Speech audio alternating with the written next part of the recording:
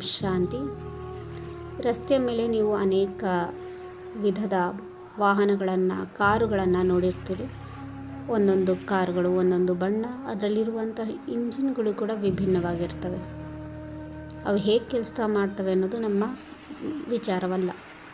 ಆದರೆ ಯಾವುದೋ ಒಂದು ಕಾರ್ ನೋಡ್ತೀರಿ, ಆ ಕಾರನ್ನು ನೋಡಿದ ಕೂಡಲೇ ಇದು ನಮಗೆ ಗೊತ್ತಿರುವ ಒಬ್ಬ ವ್ಯಕ್ತಿಯ ಕಾರು ಅಂತ ಗೊತ್ತಾದ ತಕ್ಷಣ ಅದನ್ನು ಯಾರು ಚಲಾಯಿಸ್ತಿರ್ಬೋದು ಅಂತ ನೀವು ಸಲೀಸಾಗಿ ಊಹಿಸ್ಕೊಳ್ಬಲ್ಲಿರಿ.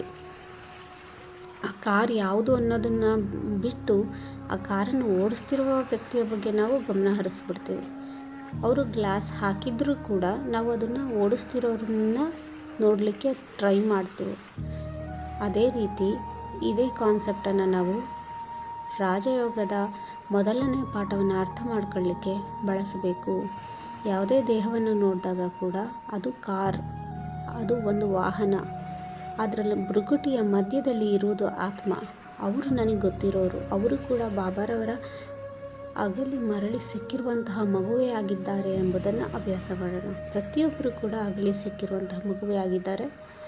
ಹಾಗಾಗಿ ಈ ರೀತಿಯಾಗಿ ಯಾವುದೇ ಕಾರ್ ನೋಡಿದ್ರೂ ಚಾಲಕ ನೋಡೋ ಥರನೇ ನಾವು ಯಾವುದೇ ದೇಹವನ್ನು ನೋಡಿದ್ರೂ ಭೃಗುಟಿಯಲ್ಲಿರುವ ಆತ್ಮನನ್ನು ನೋಡುವಂತಹ ಅಭ್ಯಾಸವನ್ನು ಮಾಡಬೇಕು.